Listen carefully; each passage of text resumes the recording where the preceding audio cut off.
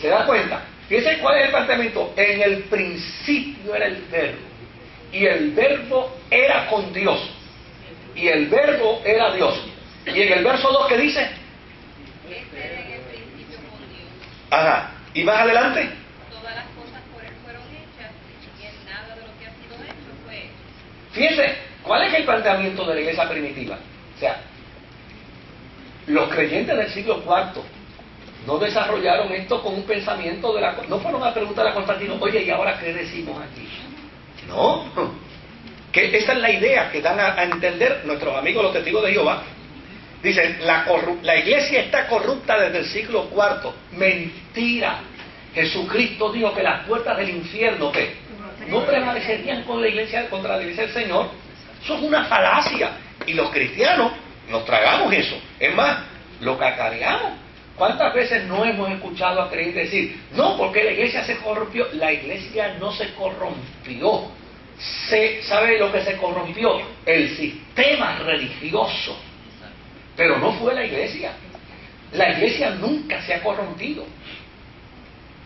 O sea, pretender, es como alguna gente que dicen, yo no voy a esa iglesia, porque en esa iglesia hay 2 o 3 hermanos en adulterio. Mire, las posibilidades de que en una congregación donde hay 100 personas haya uno en adulterio, haya uno que fume, uno que beba, mire, esas posibilidades son altísimas.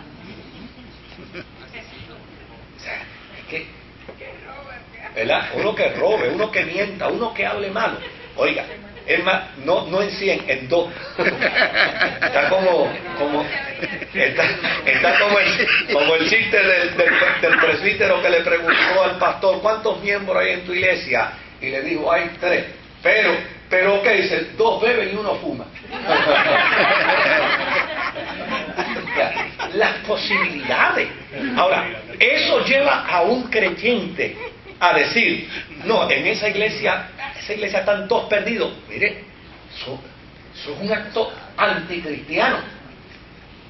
No había iglesia más perdida, no había más iglesia más perdida en el Apocalipsis que la iglesia de la Odisea. ¿Y sabe lo que dice el Cristo resucitado de ella? Te tengo sostenida en mi mano y camino alrededor de tu candelero. ¿Se da cuenta, querido? Entonces, los cristianos disparamos con una facilidad. Hoy yo estaba leyendo una serie de artículos de unos que hablan de la Comay, pero estos son peores que la Comay. La Comay por lo menos hace reír, estos hacen llorar. Es un site que hay en internet de chismes cristianos.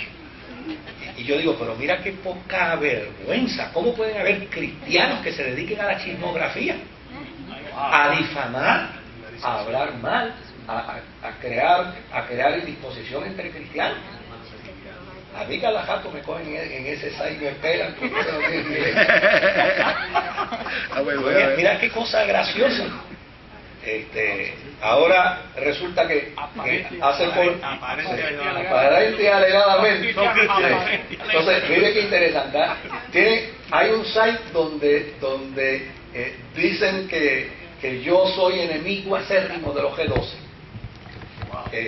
Pero en esta semana están tratando de introducir otro donde dice que yo soy el que le hago la propaganda y el trabajo a los G12 y que yo tengo una reputación dudosísima y un pasado negro. Bueno, mire qué interesante cómo se dan esos fenómenos dentro de... Entonces, nos topamos con una gente que a la larga crean una distorsión a la experiencia de la fe cristiana.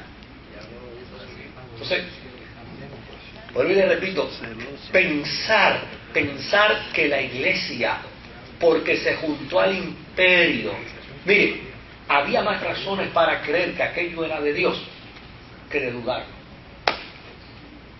Porque toda la profecía de Juan en el Apocalipsis era precisamente ¿qué cosa? Que Dios iba a dignificar a los perseguidos del siglo segundo y los iba a poner en una posición de dignidad. ¿Y qué fue lo que sucedió con la iglesia primitiva en el siglo IV? De haber sido perseguida, se convirtió en la iglesia ¿qué? En la iglesia más reconocida por el imperio. O sea, para muchos cristianos del siglo IV, mire, el cumplimiento de Apocalipsis fue en ese momento.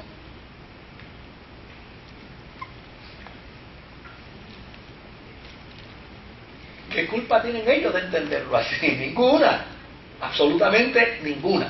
Ahora, vamos a ver qué dice Primera de Juan, capítulo 5, verso 18. Por esto los judíos aún más procuraban matarle. Ajá, ¿por qué? Porque no solo quebrantaba el día de reposo, sino que también decía que Dios era su propio Padre, haciéndose igual a Dios. ¿Se da cuenta? Esto no es producto del siglo IV. Estas eran las palabras de ¿qué? De Jesús, los dichos de Jesús. Y vea el verso 21 al 24. Verso 21 del mismo capítulo. Porque como el Padre levanta a los muertos y le da vida, así también el Hijo a los que quiere da vida. Y hasta el 24, hasta el 24. Porque el Padre a nadie juzga, sino que todo el juicio dio al Hijo, para que todos honren al Hijo como honran al Padre. El que no honra al Hijo, no honra al Padre que le envió. De cierto os digo, el que oye mi palabra y cree al que me envió, tiene vida eterna, y no vendrá a condenación, mas ha pasado de muerte a vida.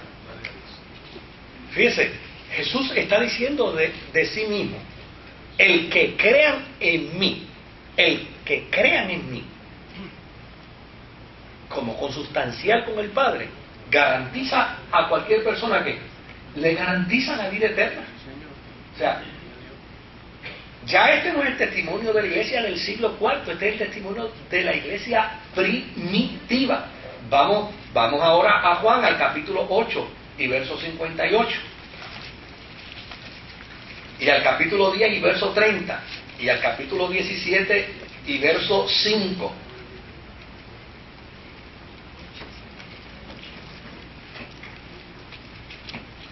Capítulo 8 y verso 58. ¿Quién lo tiene? Que me lo lea rapidito. Este es el pan que descendió del cielo, Sí. no como vosotros, como nuestros padres comieron maná y murieron, y el que come de este pan vivirá eternamente. Fíjense, este es el pan que descendió del cielo, no como el pan que vuestros padres comieron en el desierto, pero el que coma de este pan vivirá ¿qué?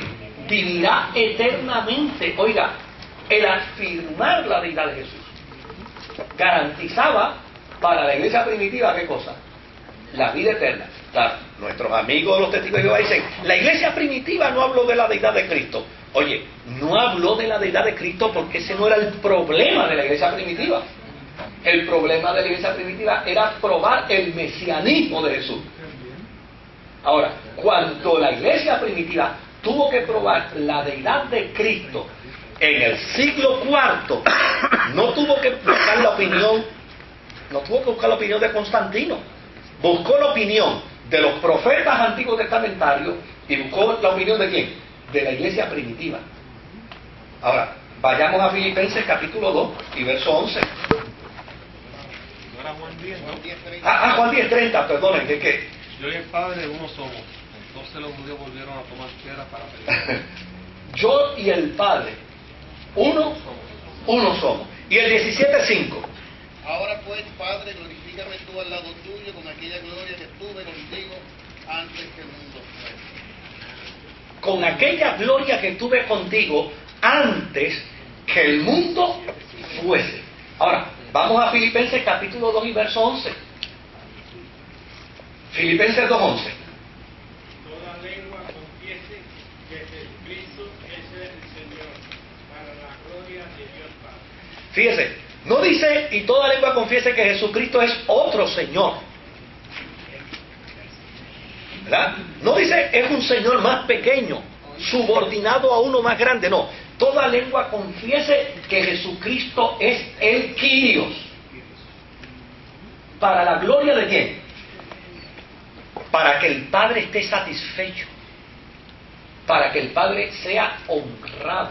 O sea, si algo entendía la iglesia primitiva que honraba a Dios, era que los cristianos reconocieran que Jesucristo era ¿qué?